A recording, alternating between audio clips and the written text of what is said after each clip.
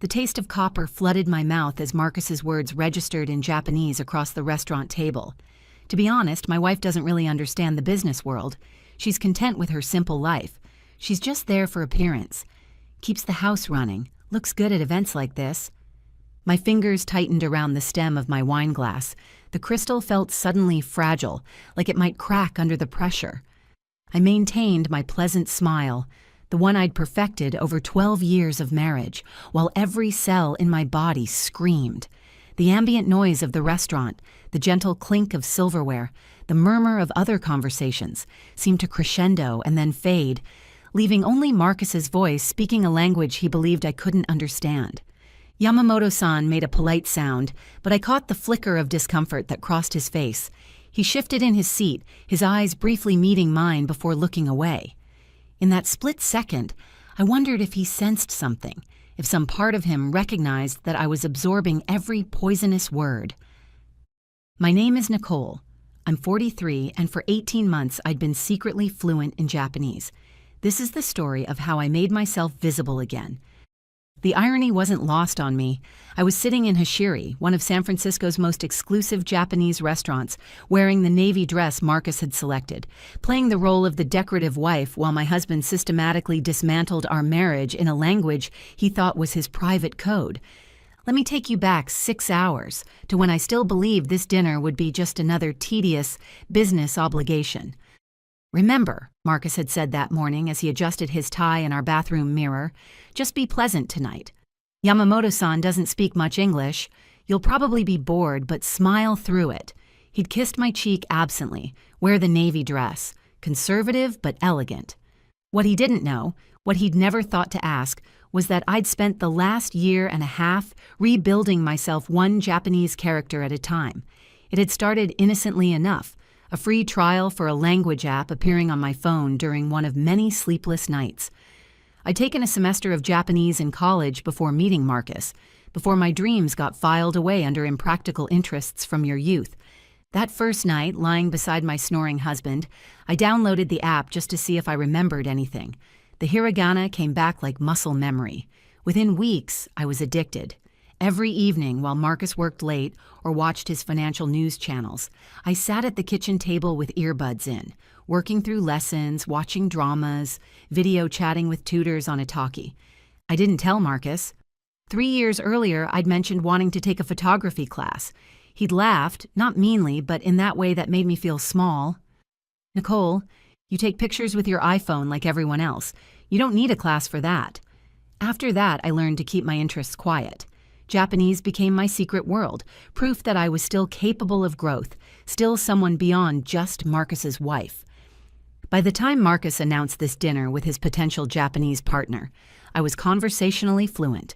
When he casually mentioned that he'd picked up Japanese working with their Tokyo office, when he said it with such pride while never once asking what I did with my time, something cold settled in my chest. Now, sitting across from Yamamoto-san at this precisely appointed table, I was grateful for that 18 months of secret study. Because what I was hearing was so much worse than I could have imagined. The dinner had started normally enough, pleasantries in English. Yamamoto-san's accent was mild, his vocabulary extensive. Then the natural shift to Japanese as menus arrived. Marcus's fluency was impressive, I had to admit. He spoke smoothly about market projections, technical specifications, expansion strategies. I played my role perfectly, sipped water, smiled at appropriate moments, let my eyes glaze over as if I couldn't follow along. Then Yamamoto-san had turned to me, a polite inquiry in Japanese about my work. Marcus answered before I could even pretend confusion. "Oh, Nicole works in marketing, but it's just a small company. Nothing serious. More of a hobby, really, to keep her busy. She mainly takes care of our home. A hobby. 15 years of building campaigns, managing client relationships, creating content that had won regional awards, dismissed as a way to keep busy." I took another sip of water, the liquid suddenly tasteless in my mouth. But Marcus wasn't finished. "It works well for me because I don't have to worry about a wife who demands too much attention or has her own ambitions getting in the way." The next course arrived, delicate sashimi arranged like art on dark slate. I picked up my chopsticks with steady hands while my internal world tilted sideways. Yamamoto-san changed the subject, clearly uncomfortable. He asked about Marcus's long-term goals. "The VP position is basically mine," Marcus continued in Japanese, his tone casual, confident. "And after that, I'm looking at C-suite within 5 years. I've been positioning myself carefully. My wife doesn't know this yet, but I've been moving some assets around, setting up some offshore accounts. Just smart financial planning. If my career requires relocating or making big changes, I need the flexibility to move quickly without being tied down by joint accounts and her having to sign off on everything." My throat constricted. The sashimi in front of me might as well have been plastic. Offshore accounts, moving our assets without telling me. The financial planning sessions where he'd assured me everything was transparent, that we were building our future together. All lies, or at least not the whole truth. Yamamoto-san's discomfort was more visible now. His responses became shorter, more formal. But Marcus, oblivious or uncaring, pressed on. "There's someone at work," he said, and I gripped my chopsticks so hard my knuckles went white beneath the table. "Jennifer. She's in finance. We've been seeing each other for about 6 months now. My wife has no idea. Honestly, it's been good for me. Jennifer understands my world, my ambitions. We talk strategy, make plans. It's refreshing after coming home to someone who can't discuss anything more complex than what's for dinner." The restaurant suddenly felt airless. I counted my breaths. In for 4, hold for 4, out for 4. An old anxiety management technique from college that I'd forgotten I knew. The conversation around us continued, a symphony of oblivious normalcy. At the next table, a couple celebrated an anniversary. Across the room, a group of coworkers laughed at someone's story.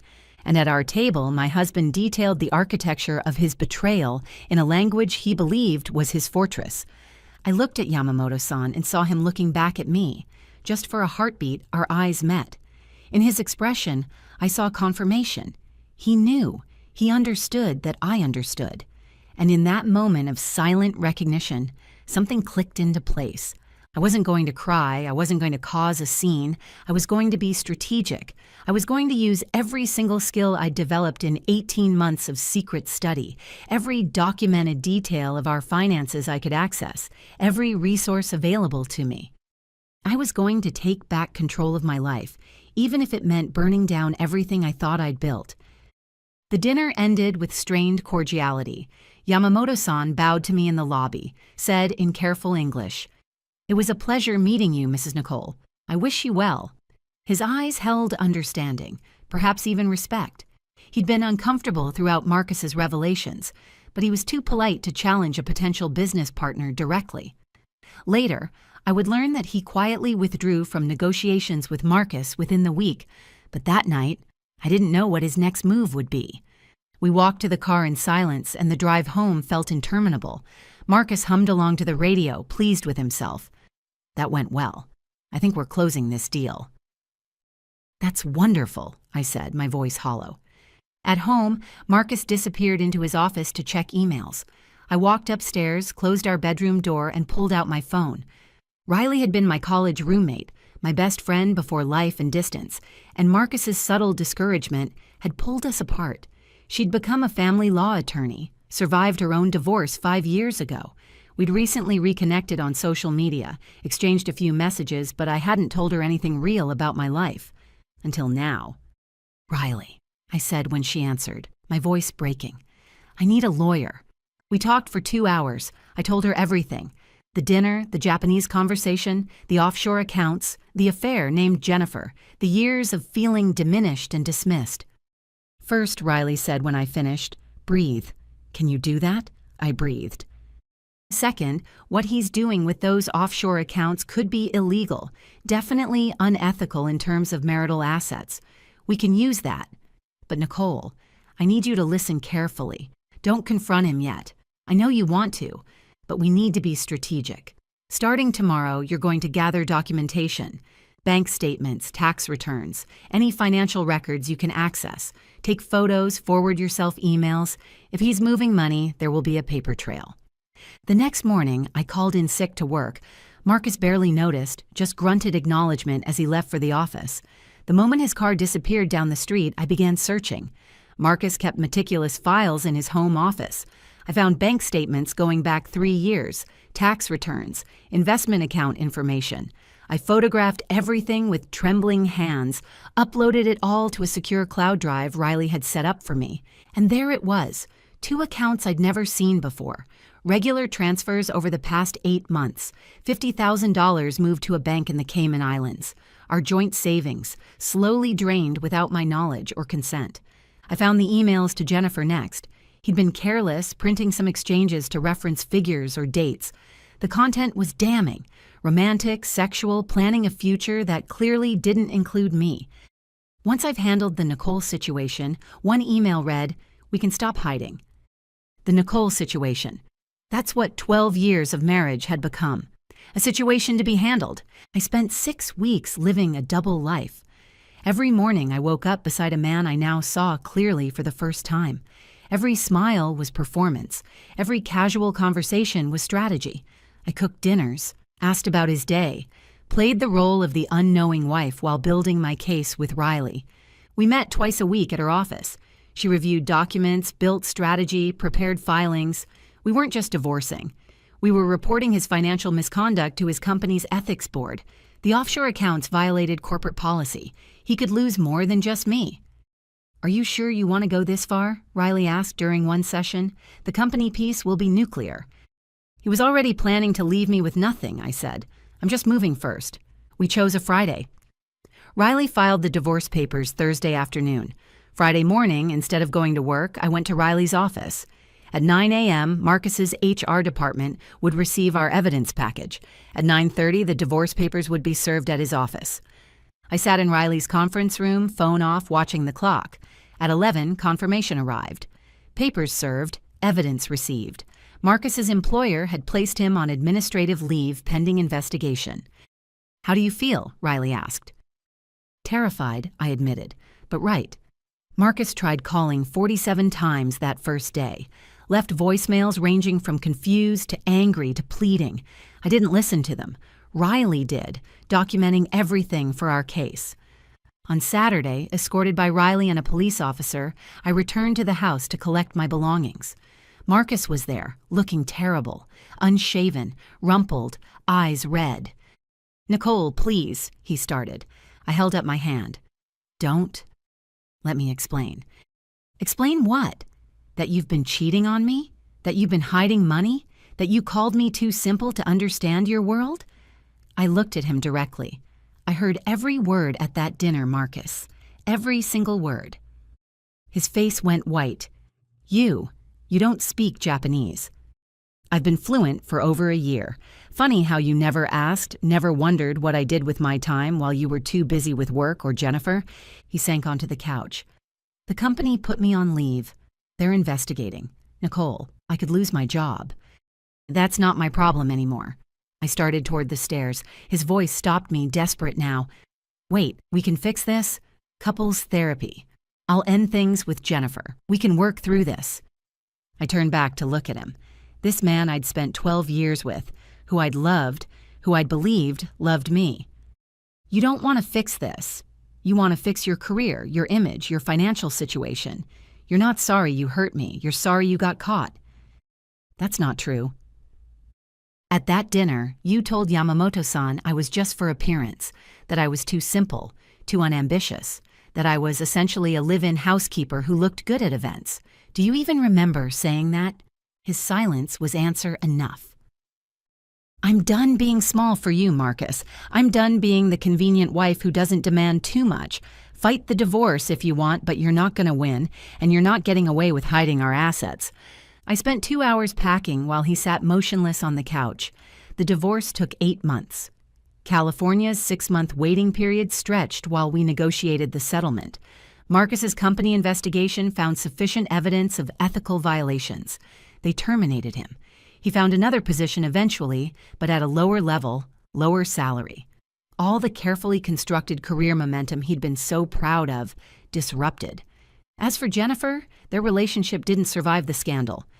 She transferred to another office to escape the gossip, and from what I heard through mutual acquaintances, Marcus tried to maintain contact, but she ended things within 2 months of his termination.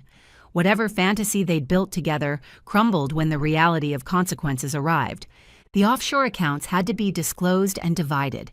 The properties I hadn't known about became part of the marital assets. I walked away with half of everything he'd tried to hide, plus spousal support for 3 years.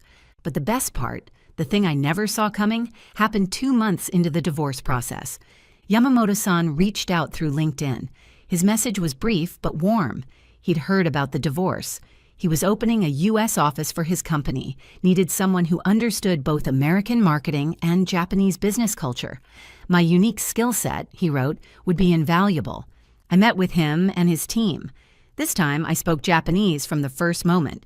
His eyes lit up with genuine respect. "I knew," he said in Japanese, "at the restaurant, the way you held yourself when Marcus spoke about you. I saw the understanding in your eyes, just for a moment. I am glad you found your strength. They offered me the position, Senior Marketing Director, salary triple what I'd been making. I accepted immediately. That was 20 years ago. I'm 63 now, recently retired after running that marketing department for 18 years. I traveled to Japan dozens of times, made genuine friendships, became someone who existed beyond being somebody's wife. I never remarried. Dated occasionally, had one serious relationship that lasted 5 years with a fellow executive I met at a conference. Michael was kind and respected my independence, but ultimately, we wanted different things.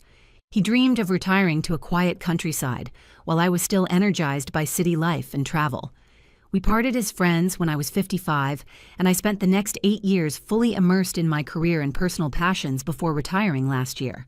Marcus sent me an email once, about 3 years after the divorce was final. He'd remarried not to Jennifer, but to someone he met at his new company, apologized for how things ended, and said he hoped I was well. I never responded. Some chapters don't need epilogues.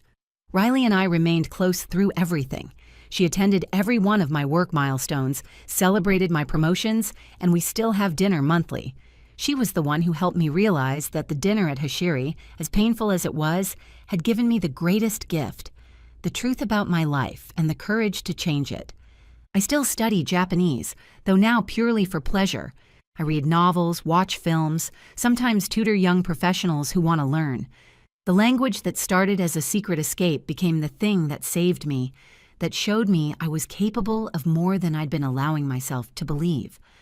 That dinner at Hashiri was simultaneously the worst and best night of my life.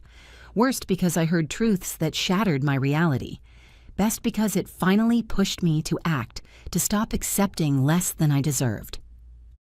If you're listening to this and you're in a relationship where you feel invisible, where your interests are dismissed, where you're made to feel small, pay attention to that feeling.